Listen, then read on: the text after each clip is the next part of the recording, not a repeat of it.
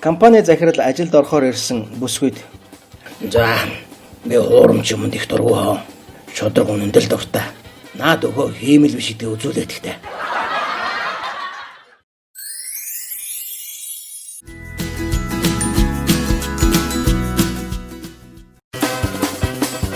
Нэг жаалхуу аав ээж хоёрын өрөөрөө сэмхэн шагааж гинэ.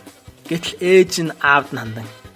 Хайрт минь чи надад охин бэлгэлээж гэд хувцас тайлж байгааг харсан хүн маргааш аавынхаа урд очиод аваа та надад дугуй бэлгэлээч гэд хувцас тайлж гинэ.